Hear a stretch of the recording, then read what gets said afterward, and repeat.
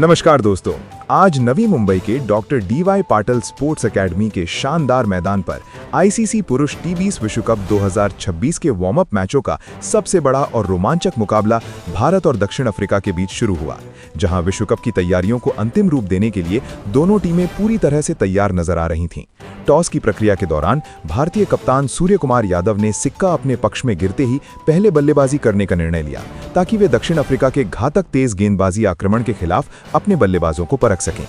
भारत की ओर से अभिषेक शर्मा और विकेटकीपर संजू सैमसन की सलामी जोड़ी पारी की शुरुआत करने के लिए मैदान पर उतरी, जहां दक्षिण अफ्रीका के अनुभवी तेज गेंदबाज कगिसो रबाडा अगले ओवर में अपनी आग उगलती गेंदों के साथ गेंदबाजी करने के लिए मोर्चे पर तैनात हुए। भारत को पहला बड़ा झटका खेल के चौथे ओवर में लगा, जब एनरिक नौखिया चौथे ओवर में दोबारा अपनी तेज रफ्तार गेंदबाजी के साथ आक्रमण पर आए और उन्होंने अभिषेक शर्मा को अपनी गति से पूरी तरह चकमा दे दिया, जिससे अभिषेक शर्मा पुल शॉट खेलने के प्रयास में 15 गेंदों पर 22 रन बनाकर आउट हो गए। उनकी इस पारी में 3 शानदार चौके और 1 छक्का शामिल था। नवी मुंबई के doctor D.Y.. Patil sports academy में अभिषेक शर्मा के जल्दी पवेलियन लौटने के बाद विकेटकीपर बल्लेबाज ईशान किशन मैदान पर आए और उन्होंने संजू सैमसन के साथ मिलकर दक्षिण अफ्रीकी गेंदबाजों पर एक प्रचंड और विनाशकारी जवाबी हमला शुरू कर दिया। इन दोनों बल्लेबाजों ने अफ्रीकी आक्रमण की धार को कुंद करते हुए मैदान के चारों ओर रनों की बौछार कर दी, जहां खेल के 8वें ओवर में लंबे कद के तेज गेंदबाज मार्को जॉनसन 8वें ओवर में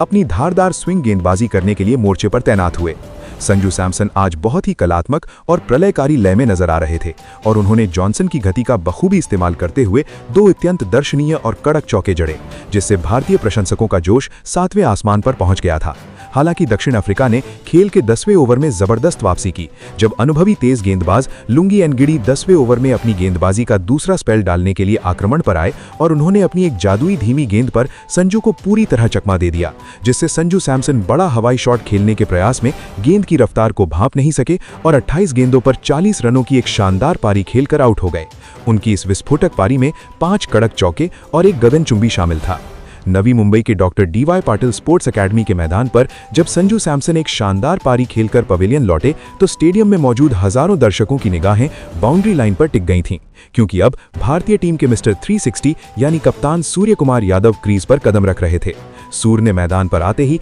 ईशान किशन के साथ मिलकर एक ऐसी विनाशकारी और प्रचंड साझेदारी बुनना शुरू किया, जिसने दक्षिण अफ्रीकी गेंदबाजी आक्रमण के परखच्चे उड़ाकर रख दिए और देखते ही देखते रनों का सैलाब उमड़ पड़ा।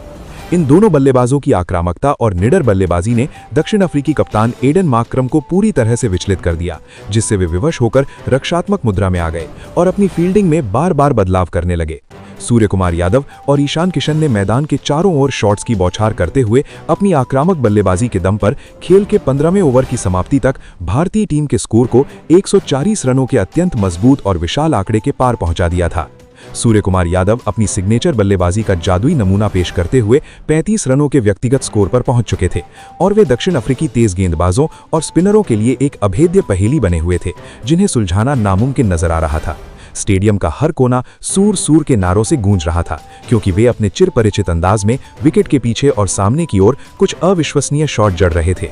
नवी मुंबई के doctor D.Y.. Patil sports academy में जब रनों की रफ्तार बेकाबू होती जा रही थी और दक्षिण अफ्रीकी गेंदबाज पूरी तरह से लाचार नजर आ रहे थे, तभी दक्षिण अफ्रीका के कप्तान एडन मार्क्रम ने एक अत्यंत महत्वपूर्ण और रणनीतिक दांव खेलने का फैसला किया। उन्होंने गेंद अपने सबसे सफल और अनुभवी स्पिनर केशव महाराज के हाथों में थमाई, जो खेल के 15वें ओवर में अपनी जादुई फिरकी और सटीक टर्न के साथ भारतीय बल्लेबाजों के लिए जाल बुनने के उद्देश्य से गेंदबाजी करने के लिए मोर्चे पर तैनात हुए।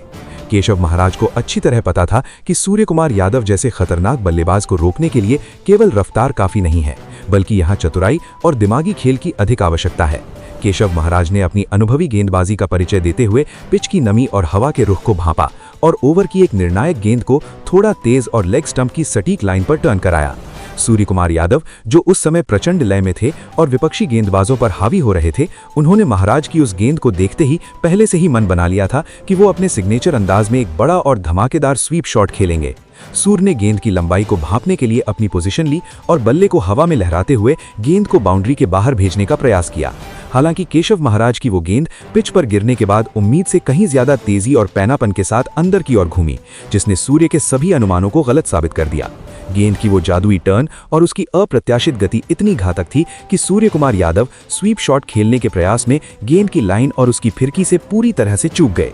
वो पल इतना तेज था कि सूर्य को संभलने का मौका तक नहीं मिला और गेंद उनके बल्ले को चकमा देते हुए सीधे उनके स्टंप्स को ले उड़ी। इस तरह केशव महाराज की उस एक जादुई गेंद ने न केवल भारत के सबसे खतरनाक बल्लेबाज की पारी का अंत किया, बल्कि मैच में दक्षिण अफ्रीका की वापसी के द्वार भी खोल दिए। गेंद सीधे उनके स्टंप से जा टकराई और सूर्य क्लीन बोल्ड होकर 22 गेंदों पर 35 रनों की एक अत्यंत आतिशी और महत्वपूर्ण पारी खेलकर आउट हो गए। उनकी इस विस्फोटक पारी में 2 कलात्मक चौके और 3 गगनचुंबी शामिल थे। सूर्य के आउट होते ही पूरे स्टेडियम में एक पल के लिए सन्नाटा छा गया, क्योंकि दर्शकों को उनसे एक बड़े अर्धशतक या शतक की उम्मीद थी। लेकिन केशव महाराज की उस जादुई गेंद ने भारत के सबसे खतरनाक बल्लेबाज की पारी का अंत कर दिया। इस विकेट ने दक्षिण अफ्रीकी टीम में नया जोश भर दिया था, क्योंकि उन्हें पता था कि सूर्य का मैदान पर बने रहना उनके लिए मैच को पूरी तरह से खत्म कर सकता था।